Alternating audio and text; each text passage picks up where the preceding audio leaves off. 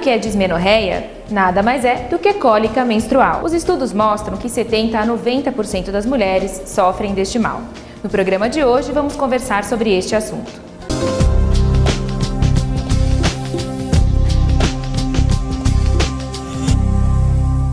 Olá, estamos com a doutora Cleidiane Alcoleia e vamos conversar sobre dismenorreia. Tudo bem, doutora? Tudo bem. Gostaria que a senhora esclarecesse para as pessoas de casa o que é uma dismenorreia. Esse termo, dismenorreia, ele se refere à dor no período menstrual, né? Então, basicamente, são cólicas menstruais, que é um dos tipos de dor pélvica, né? Nós temos as dores pélvicas, que pode ser em qualquer período do ciclo, e a dismenorreia, que é a cólica menstrual. A dismenorreia acontece antes do período menstrual ou pode acontecer durante também? Basicamente durante o período menstrual, mas a mulher pode ter dor pélvica em qualquer fase do ciclo. O ciclo menstrual, ele tem basicamente algumas fases de mudança hormonal. Então, a mulher está sujeita a essas alterações hormonais e isso pode variar bastante em relação a ter dor pélvica ou não. Quais as causas da dismenorreia, além das alterações hormonais? A gente tem algumas causas de dor pélvica, né? Então, existem as causas não ginecológicas, né, que inclui vários outros órgãos. Então, dores ortopédicas, dores urológicas, aparelho gastrointestinal. Então, a pelve ela é ampla, né? Você tem ali a ação de outros órgãos. E você tem as causas ginecológicas, que pode ser desde infecções pélvicas, né? Doença inflamatória pélvica, pode ser cólica menstrual funcional, pode ser miomas uterinos e dores fortes decorrentes da endometriose. Dessas dores pélvicas, qual é a mais comum? A mais comum é cólica menstrual funcional, né? Quer dizer, a pessoa não tem uma doença específica e você tem aquela cólica só no período menstrual, porque o útero é um músculo e esse músculo contrai para eliminar o sangue menstrual e aí a mulher sente dor. Mas essas dores são mais naturais, a mulher não se incomoda tanto, né, a maioria das vezes. As dores intensas, elas merecem uma investigação mais profunda. As dores funcionais podem ser amenizadas através de alimentações leves, que não produzam tantos gases no período menstrual. Outras maneiras de reduzir as dores são hidratar-se constantemente, manter repouso e fazer compressas na região abdominal. Existem algumas mulheres que têm essa dor todos os meses, acaba comprometendo um pouco a qualidade de vida da mulher. Essas mulheres devem procurar um consultório. Sim, deve. A gente tem vários estudos, né, que demonstram até o grau de comprometimento profissional, né, dessas pacientes, o tanto que a mulher é afetada na vida profissional pelos problemas menstruais. Então tem que ser tratada, além disso, para não atrapalhar o restante da sua vida, para aliviar o seu sofrimento, mesmo para quem não trabalha fora, né? Então, e tem como tratar e melhorar, né? Lógico que tem alguns casos graves, onde a gente tem uma resistência maior ao tratamento, mas não é tão comum. A maioria das pacientes consegue ter um bom controle com o medicamento e ter uma vida quase normal durante a menstruação. E esses medicamentos quais são? São antidepressivos? Quais os tipos de medicamentos que são usados? Basicamente anti-inflamatórios, né, que você pode associar com analgésico. A gente usa também bastante os anticoncepcionais orais, porque eles conseguem modular melhor aquela dor, diminuindo o fluxo menstrual, regulando o ciclo da mulher e diminuindo bastante as cólicas. Então, esses são os mais usados. Os antidepressivos também existem estudos de uso, mas eles melhoram dores como um todo. Então, por exemplo, dores reumáticas, e você acaba muitas vezes auxiliando o tratamento da dor pélvica, mas não especificamente para isso. Falando no geral da dor pélvica, eu gostaria que você falasse um pouquinho da endometriose, a tão famosa endometriose.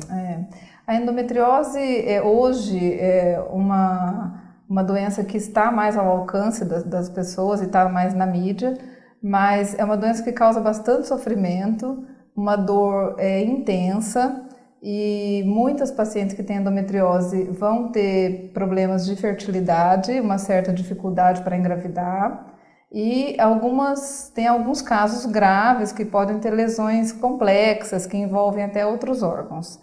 Também não é a maioria das pessoas, então assim, até existe um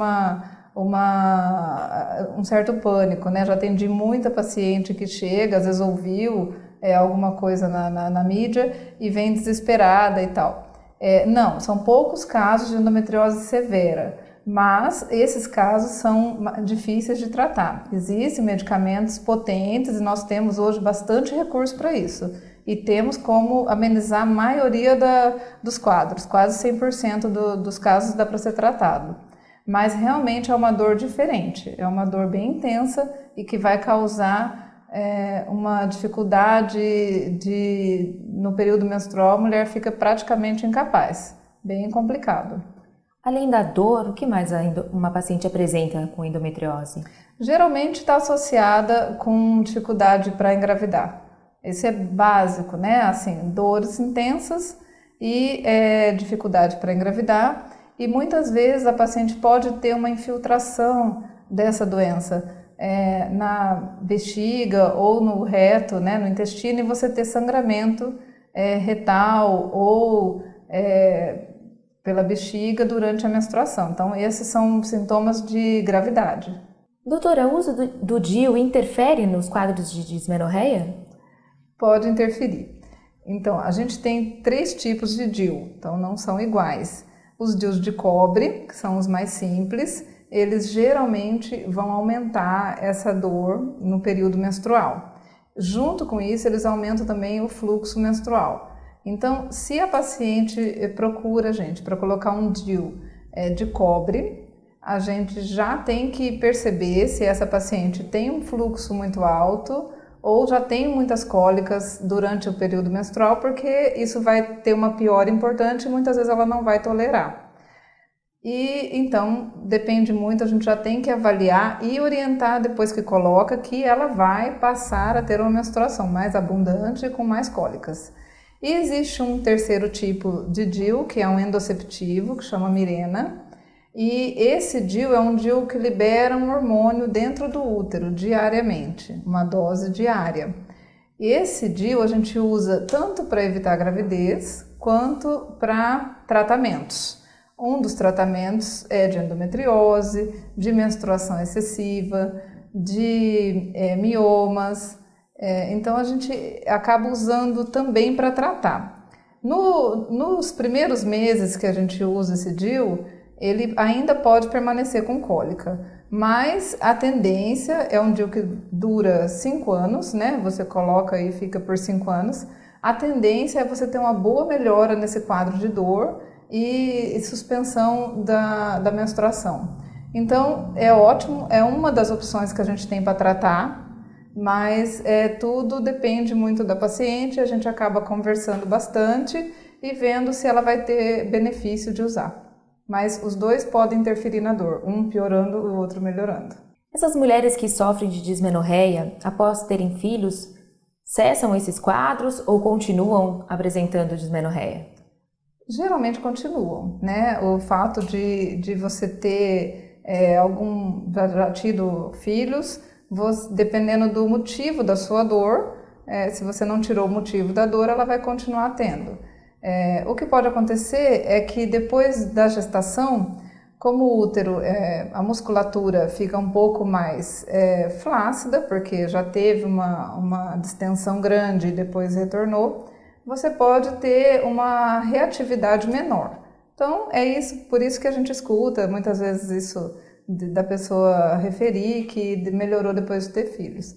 Mas é mais pela reatividade da musculatura do útero. Mas se a causa da dor realmente for um outro tipo de doença, tipo endometriose ou doença inflamatória, enquanto você não tratar a causa, você não vai ter melhora do quadro.